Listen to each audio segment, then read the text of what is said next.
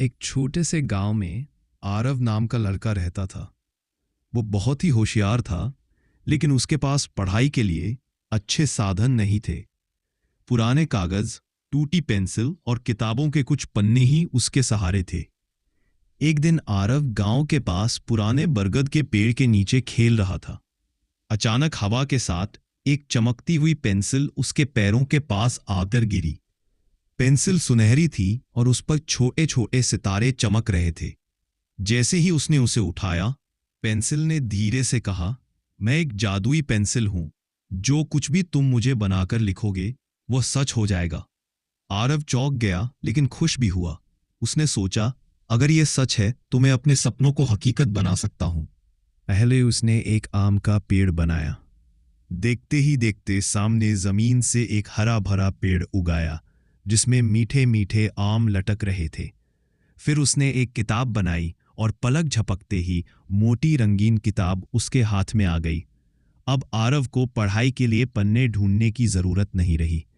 गांव के बच्चों के लिए उसने खेल का मैदान बनाया और तुरंत उनके सामने झूले, सीसॉ और फिसल पट्टी खड़े हो गए। सब बच्चे झूम उठे। लेकिन धीरे धीरे गांव के लोग भी पेंसिल के बारे में जान गए।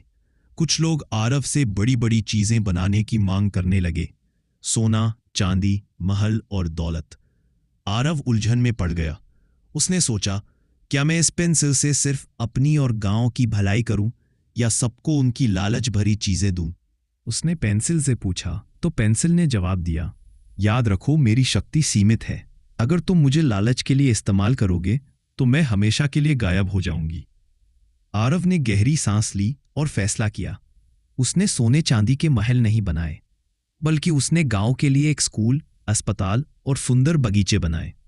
लोग पहले तो नाराज हुए, लेकिन धीरे धीरे समझ गए कि सच्ची दौलत सोना चांदी नहीं, बल्कि शिक्षा, स्वास्थ्य और खुशहाली है। एक रात जादुई पेंसिल फिर बोली, आरव, तुमने मेरा सही इस्तेमाल किया, इसलिए मैं हमेशा तुम्हारे साथ रहूंगी। जब भी तुम्हें सच में जरूरत होगी, मैं तुम्हारी मदद करूंगी। आरव मुस्कुराया। अब उसे पता चल गया था कि जादू असली ताकत नहीं है, बल्कि नेक सोच और सही फैसले ही इंसान को महान बनाते हैं। सच्चा जादू लालच में नहीं, बल्कि अच्छे कामों और दूसरों की मदद में छिपा है।